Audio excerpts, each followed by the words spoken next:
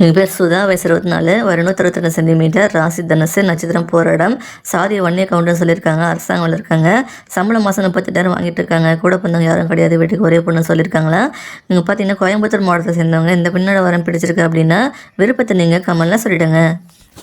என் பேர் ஸ்வர்ணா, வயசு 36, ஒரு 164 சென்டிமீட்டர், ராசி மிதுனம், நட்சத்திரம் திருவாதிரை, சாதி ஒன்றையில் காளிங்கரைய சமூகத்தை சேர்ந்தவங்க. தனியார் கம்பெனியில் வேலை பார்க்குறாங்க. சம்பளம் மாதம் 37,000 வாங்கிட்டு இருக்காங்க. கூட பிறந்த சகோதரர் ஒருத்தவங்க இருக்காங்க. சகோதரி 3 பேர், நீலகிரி மாவட்டத்தை சேர்ந்தவங்க. இந்த பின்னோட வரம் பிடிச்சிருக்கு அப்படின்னா விருப்பத்தை நீங்கள் கமெண்ட்ல சொல்லிடுங்க. என் பேர் சந்திரா, வயசு 27, ஒரு 160 சென்டிமீட்டர், ராசி தனுசு, நட்சத்திரம் மூலம், சாதி வன்னியில் பழைய சமூகத்தை சேர்ந்தவங்க. தனியார் கம்பெனியில் வேலை பார்க்குறாங்க.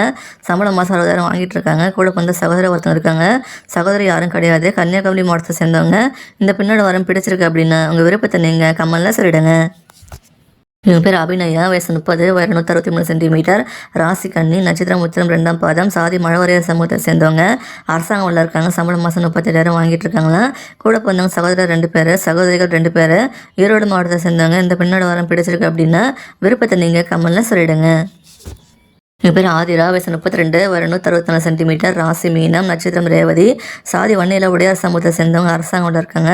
சம்பளம் மாதம் 1 லட்ச ரூபாய்க்கு மேலே வாங்கிட்டு இருக்காங்களா. கூட பிறந்த சகோதரர் ஒருத்தவங்க இருக்காங்க. சகோதரிகள் 3 பேர், ராமநாதபுரம் மாவட்டத்தை சேர்ந்தவங்க. இந்த பின்னோட வரம் பிடிச்சிருக்கு அப்படின்னா உங்கள் விருப்பத்தை நீங்கள் கமெண்ட்ல சொல்லிடுங்க. என் பேர் ராதிகா, வயசு 28, ஒரு 158 சென்டிமீட்டர், ராசி மேஷம், நட்சத்திரம் கிருத்திகை 1ஆம் பாதம், சாதி வன்னியில் காரிங்கரைய சமூகத்தை சேர்ந்தவங்க. அரசாங்கம் இருக்காங்க. சம்பளம் மாதம் 36,000 வாங்கிட்டு இருக்காங்களா. கூட வந்த சகோதரர் யாரும் கிடையாது. சகோதரி ஒருத்தவங்க இருக்காங்க. மதுரை மாவட்டத்தை சேர்ந்தவங்க. இந்த பெண்ணோட வரம் பிடிச்சிருக்கு அப்படின்னா உங்கள் விருப்பத்தை நீங்கள் கமெண்ட்ல சொல்லிடுங்க.